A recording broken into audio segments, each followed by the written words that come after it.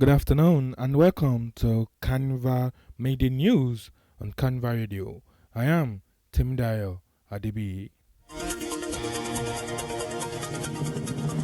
On the news this afternoon, the federal government has suspended the proposed review of registration fees for the 2027 West African Senior School Certificate Examination and the National Examination Council Senior School Certificate Examination, pending wider consultations with stakeholders. In a Monday statement issued by the Federal Ministry of Education, the ministry said the letter conveying the proposed fee adjustment dated June 18, 2026 had been withdrawn to allow a comprehensive review before any final decision is taken. The ministry, in the release signed by the Director, Press and Public Relations, Buriowu Folashade, said the suspension followed concerns and feedback from members of the public.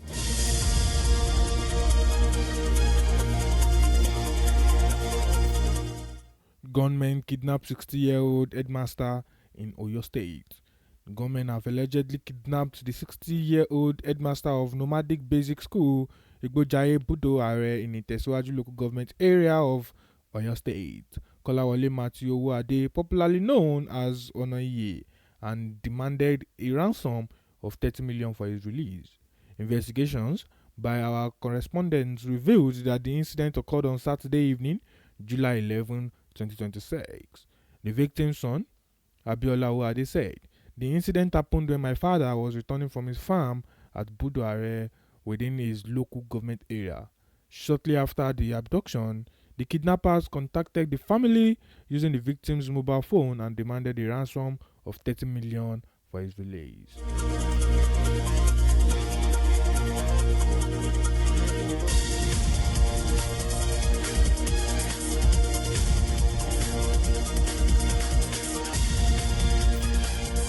The presidential candidate of the National Democratic Congress (NDC), Peter Obi, has said President Bola Tinubu has done his best on security but should now go home and rest, aligning with recent comments made by the General Overseer of the Redeemed Christian Church of God, Pastor Enoch Adeboye.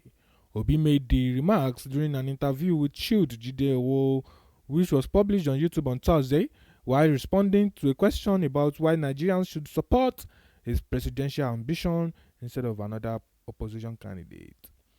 Reacting to Adeboye's comments on Tinubu's efforts in tackling insecurity, Obi acknowledged the president's attempts but argued that it was time for new leadership.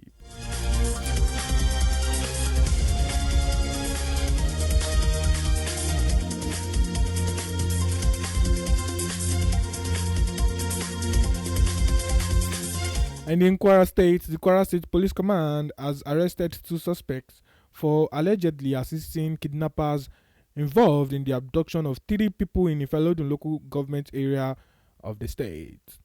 The suspects, identified as Shauni Shehu and Awala Bala, were apprehended following intelligence-led investigations into three kidnapping victims at Ogele Fulani camp via Igbaja in the local government area. The command spokesperson, Adetong Ejire Adeyemi, disclosed the arrest in a statement issued in Ilorin on Friday.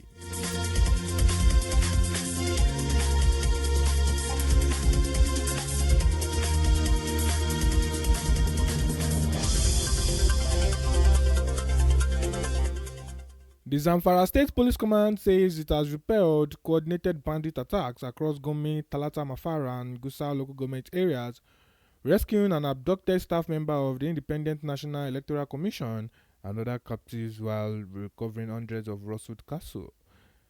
The command spokesperson, DSP Yazaid Abubakar, disclosed the development in a statement issued on Thursday.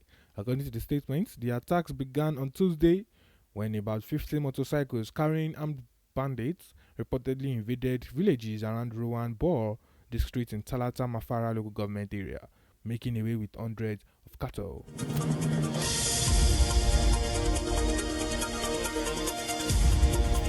And in Lagos, the Lagos State government has issued a query to an officer for the Lagos State Environmental Sanitation Corps following allegations of corruption after a viral video allegedly showed him receiving a 20,000 naira bribe from a suspected environmental offender.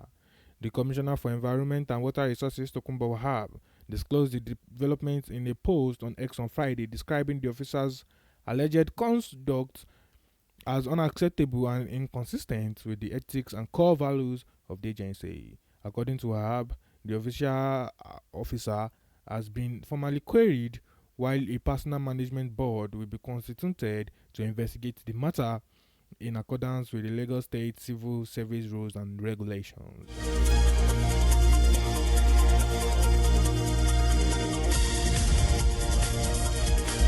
And now finally to sports.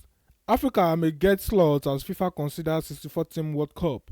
FIFA President Gianni Infantino has confirmed the World Football's governing body will examine a proposal to expand the FIFA World Cup to 64 teams from the 2030 edition, a move that could increase Africa's representation at the tournament. The proposal, if approved, would add 66 more teams to the competition after 2026 World Cup was expanded from 32 to 48 teams. Infantino disclosed this in an interview with Swiss media outlet Blue Win, as reported by the New York Times on Sunday.